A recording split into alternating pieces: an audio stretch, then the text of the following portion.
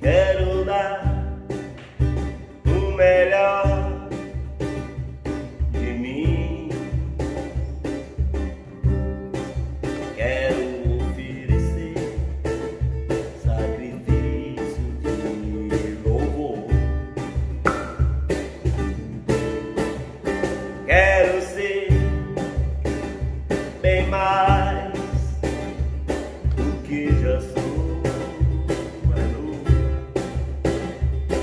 O adorador por excelência me tornar. Eu não vou me importar com o que vai acontecer. Eu só quero te exaltar. Tu és a razão do meu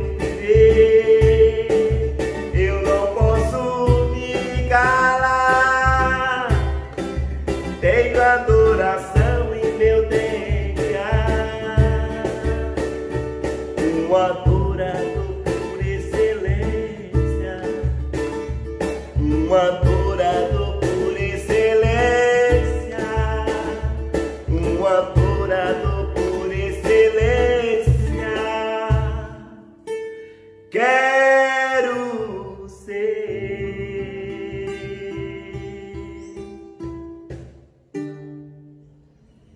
Muitas vezes precisamos consolar alguém, seja um amigo, um parente, um irmão, dando uma palavra de ânimo. Todos nós passamos por momentos difíceis e buscamos forças para prosseguirmos na vida. Buscar consolo nesse mundo não é fácil, mas Deus não nos deixa desamparados. Ele nos deu sua palavra, entregou seu Filho Jesus e nos enviou o Espírito Santo, que nos edifica e nos consola. Através do Espírito Santo, podemos receber a paz que excede todo entendimento e nos fortalecer em meio à tribulação. Sejam todos bem-vindos a mais um culto de louvor e adoração ao nosso Deus. Oremos. Pai amado, Deus querido, graças te damos, Senhor, por mais esse culto de louvor e adoração ao teu santo nome. Pai, queremos te agradecer por sua consolação nesses tempos difíceis. Toma esse culto na palma das suas mãos. Abençoa cada irmão que está nos assistindo nesta noite. Abençoa o pregador da noite. E que tudo que seja feito aqui seja para a honra e glória do seu santo nome. E é em teu nome que eu oro e desde já te agradeço. Amém. E o ano é da consolação, com o tema: a mesma consolação recebida deve ser oferecida. Divisa: bendito seja o Deus que nos consola em toda a nossa tribulação, para que também possamos consolar os que estiverem em alguma tribulação, com a consolação que nós mesmos somos consolados por Deus. 2 Coríntios 1, 3, 4. E agora vamos louvar e adorar o nosso Deus.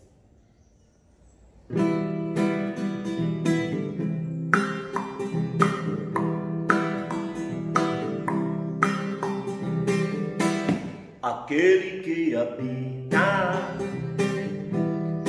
seu esconderijo, em seus braços descansará.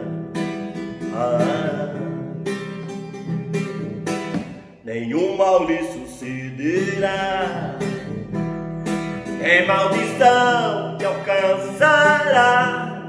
Diz o Senhor, diz o Senhor, diz o Senhor. Elevo os meus olhos, sei de onde vem o meu socorro. Vem do Senhor, vem do Senhor, vem do Senhor.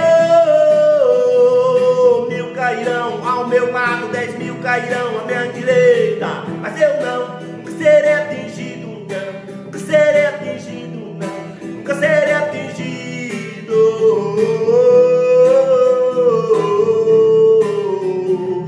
1000 cairão ao meu lado, 10.000 cairão à minha direita, mas eu nunca nunca serei atingido, não, nunca serei atingido, não, nunca serei atingido.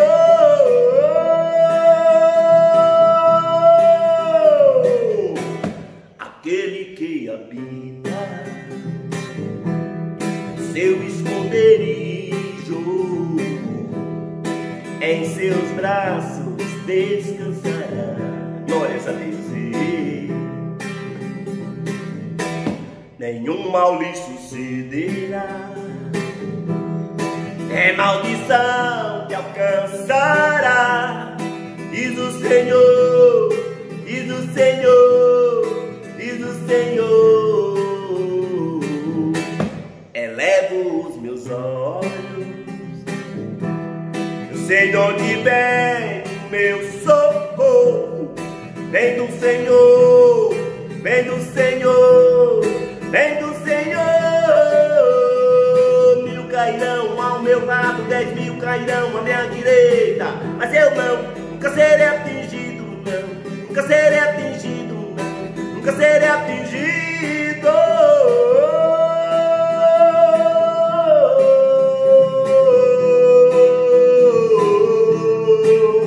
Salmo 91, versos 1. Deixa claro que aquele que habita no esconderijo do Altíssimo, à sombra do Onipotente, descansará, descansará.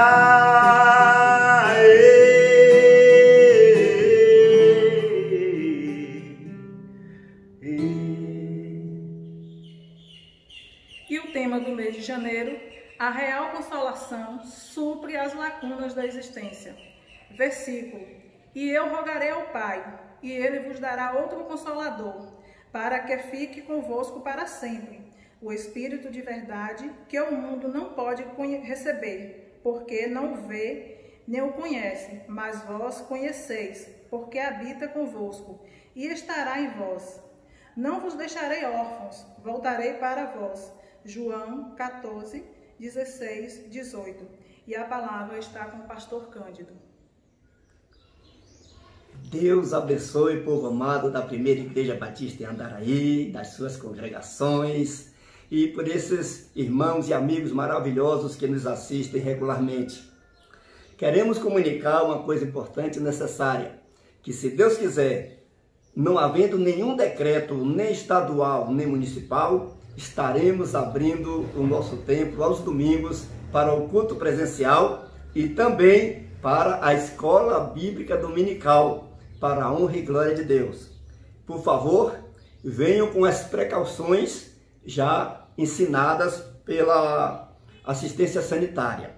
Amados, estamos em 2021, com o ano da consolação, com o nosso tema maravilhoso que diz: a mesma consolação recebida deve ser oferecida. Em 2 Coríntios, capítulo 1, 3 e 4, diz assim a divisa: bendito seja o Deus que nos consola em toda a nossa tribulação, para que também possamos consolar os que estiverem em alguma tribulação, com a consolação com que nós mesmos somos consolados. A real consolação supre as lacunas da existência. E eu rogarei ao Pai, e Ele vos dará outro Consolador, para que fique convosco para sempre, o Espírito da verdade, que o mundo não pode receber, porque não vê, nem o conhece, mas vós o conheceis, porque habita convosco e estará em vós. Não vos deixarei órfãos, voltarei para vós. João 14, 16 a 18. Mais profundo que reconfortar, conforme a etimologia da palavra consolar, do latim consolare, biblicamente falando, consolação é uma pessoa. O Espírito Santo que preenche o lugar de tudo que se precisa ter, imaginado na aparência do que se deseja ou do que se espera e pensa que perdeu. Lucas 11, 9 e 13. Quando Jesus mostra que no pedido a se usar, um pai, mesmo sendo mau, não dá um escorpião, não dá uma pedra e nem uma serpente para o filho. Imagine se Deus não dará o Espírito Santo àqueles que lhe pedirem. Então, o nosso pedido a Deus deve ser o Espírito Santo. Como nesta existência tudo passa, o cristão se consola no Espírito que foi penhorado por fé e não por vista, como está escrito em 2 Coríntios, capítulo 5, versículo de 5 a 7, que Deus nos penhorou o Espírito Santo, para que nessa expectativa do que Ele promete, a gente já esteja assegurado por esse Espírito Santo, o qual nos faz viver por fé e não por vista. E a mensagem dessa semana, ela se enquadra no seguinte tema: Deus é substancialmente Espírito Santo de consolação paternal. João capítulo 4, 21 a 26. Bem claro, Deus é substancialmente Espírito Santo de consolação paternal. Diz assim o texto. A gente vai ler o 23 e o 24. Mas a hora vem, e agora é, em que os verdadeiros adoradores adorarão o Pai em espírito e em verdade. Porque o Pai procura a tais que assim o adorem. Deus é espírito. E é necessário que os que o adorem em espírito e em verdade. Então essa é a existência e pré-existência. Essa é a substância Deus, Espírito. Como diz a nossa reflexão, a encarnação da palavra de Deus, a qual é o Cristo, o unigênito que o Espírito Santo, como Pai, gerou na terra através da Virgem Maria, para se identificar e consolar aos que também se tornam filhos de Deus por conhecê-lo e recebê-lo em carne.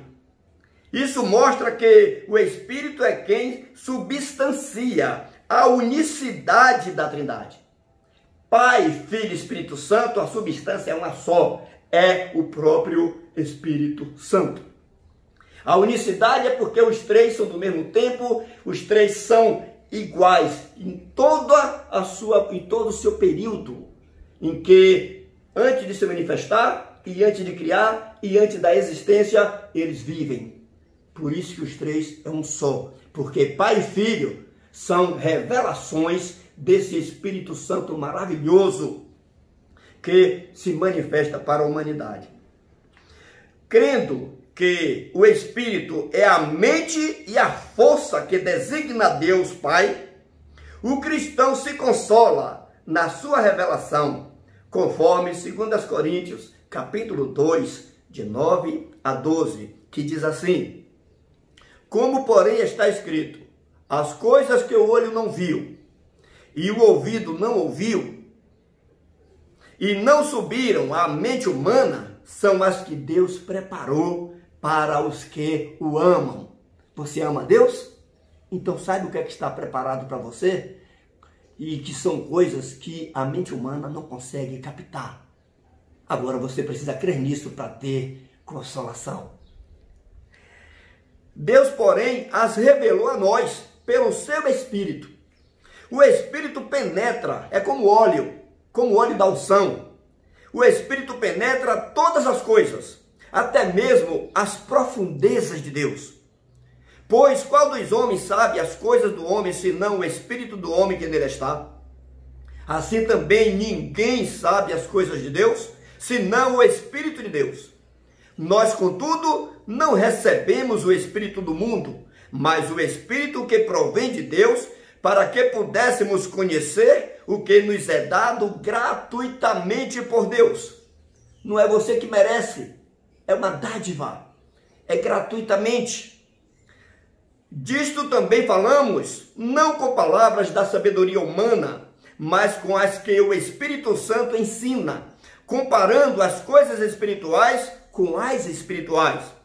Ora, o homem natural não compreende as coisas do Espírito de Deus, pois lhe parece loucura, e não pode entendê-las, porque elas se discernem espiritualmente. Então, se você querer entender uma coisa de Deus baseado no contexto humano, você vai se perder, porque as coisas de Deus só pode entender no contexto divino que a própria Bíblia, que é a palavra de Deus escrita, oferece.